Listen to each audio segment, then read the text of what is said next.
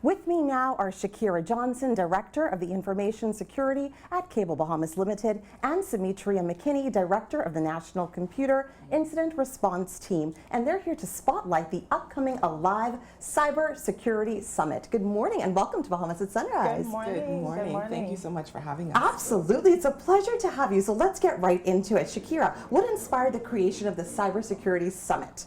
Oh, well, this year is our second annual summit. So where the idea was birthed. So as an organization, we realized that across the country, the topic of cybersecurity wasn't at the forefront.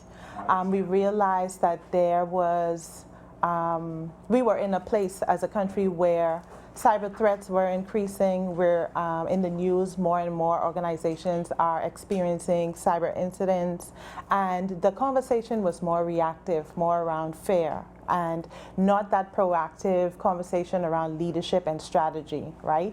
And so our first annual, as I mentioned, was last year, and we are building on this success. The response was overwhelming. Persons were excited. It was a long day. Everyone stayed to the end of the day. So from that, we said, this is something the people want, right? They want more information. Business leaders, the technical teams, they want to understand more about cybersecurity, the cyber risk, how to prepare.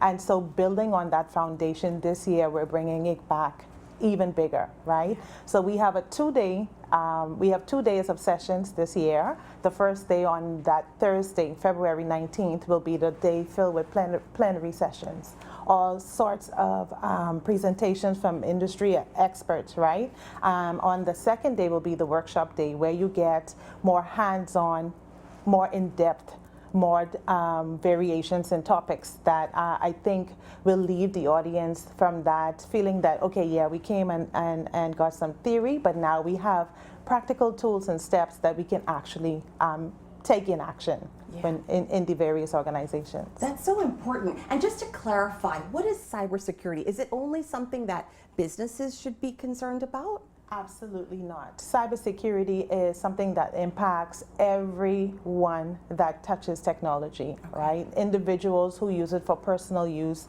organizations that use it to provide services to their customers. Technology is something that is entrenched in our everyday life.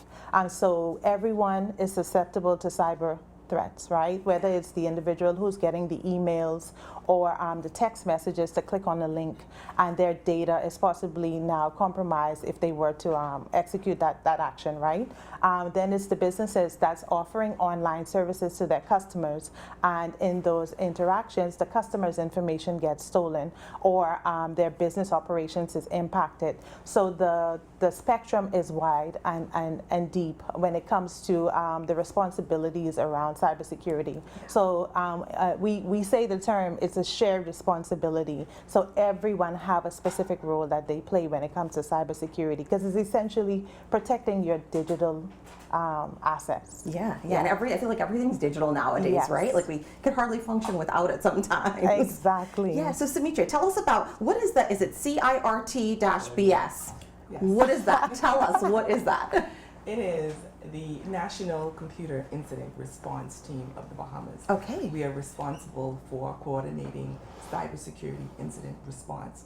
So what that is when any organization, both public or private, encounters a cybersecurity incident, we coordinate recovery response. And we do this through several ways. We do this through some proactive services that we provide to help people prevent and mitigate cyber risk, as well as through some reactive services that will help us to respond in the event of a cybersecurity incident. Okay, so what does that look like? Let's just talk a little bit about what that looks like, because you say, we react. I'm thinking like, you guys come in like the police and it's like, we're coming and just, inspect the building. How does that look? What does that look like? I wish it was that fancy. Okay. I mean, I know on TV it looks like that, but that's not necessarily how it works. Generally, we will address incidents in both ways. One where someone can call or email the CERT, Right. and they will let us know that they have experienced a cybersecurity event before we know indeed that it's an incident. Okay, so it's kind of private and quiet then. It is private starts and off- quiet. Okay, okay. The way it works is when you call the CERT,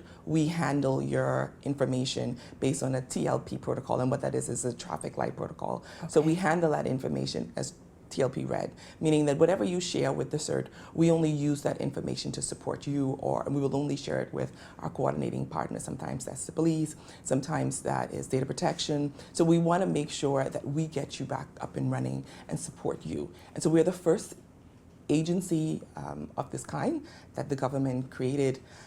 We started in the project itself started in 22, and now we've been in operations for about a year, 2 years.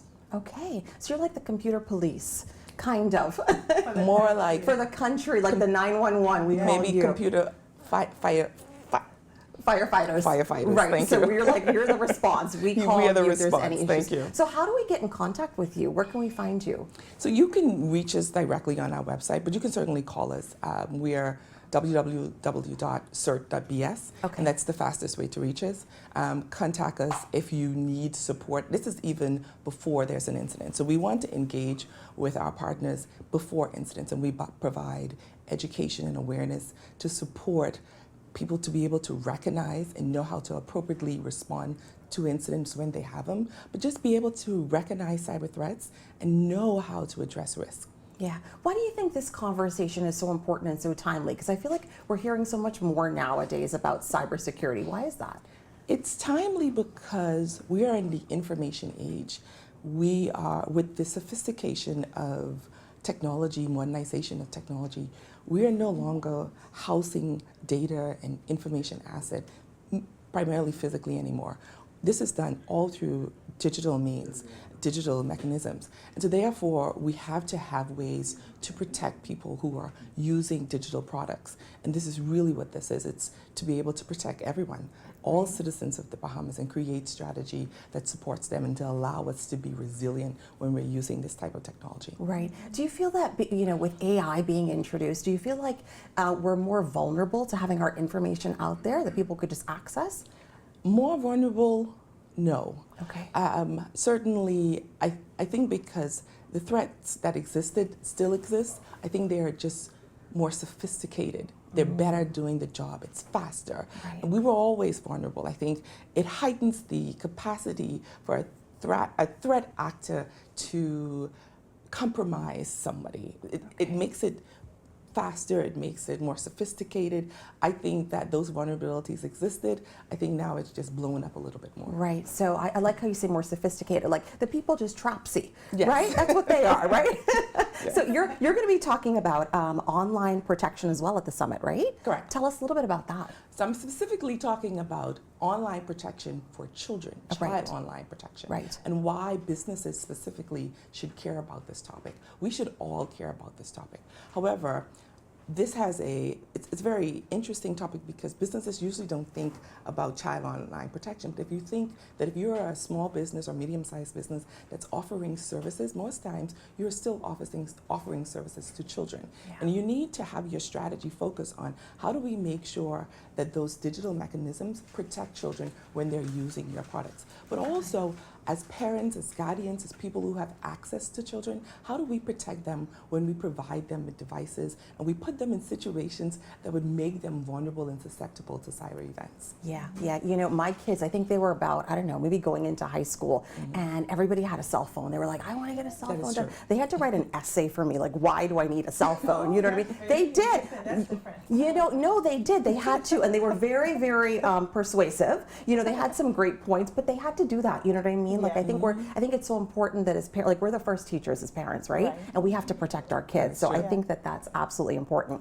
So I want to know a little bit more about the summit. What can people expect? What's going to be new and different and exciting this time? The most exciting part is the addition of the workshops. Yes. I'm really excited about that because, as I mentioned, summits and conferences generally have a lot of theory, right? But you still leave there feeling like something's missing, right? And so we feel like we fill in that gap where attendees will be able to interact more with the presenters. The topic areas are going to span data protection, right, which really enforces the new regulation around privacy. It's going to expand the conversation around how to create a cybersecurity program, right? A lot of persons know that the function sometimes may or may not exist in your organization. You're going to get real actionable steps and tools helping you as a business leader to ask the right questions. Are we prepared? What is our next? What is the emerging threat that we should be thinking about? So really stimulating that conversation. I think this workshop gives us that opportunity. That's awesome. We're going to have local speakers, yours truly, and my colleague Symmetria. We're going to have international speakers, persons from the Caribbean, just really enriching the conversation, bringing different perspectives, forcing business leaders to think under the hood, right? And really understand and understand their responsibility, right? Because decisions made today have lasting impact. Whether you choose or you decide to or not to invest in backups, right? That is going to translate into, if something happens, if you are a victim of a cyber attack, how quickly can you recover? How quickly can your business operations get back in gear? So those are the types of conversations I'm excited about, and I'm really excited about just continue and building on what we started last year. I love that. Well, I feel the passion and the energy. This conference is in good hands with both of you, and we could just check out ALIV if we want more information, right? Yes, so you can check out the website. It's ALIVcybersummit.com. You can look out for the ticket prices there, our speaker lineup, so much more details about the summit is available on our website. That's awesome. Well, thank you so much for being here, ladies, and sharing with us. All right, ladies and gentlemen, you've been watching Bahamas at Sunrise. Be sure to check out ALIV for their Cyber Security Summit. We'll be right back.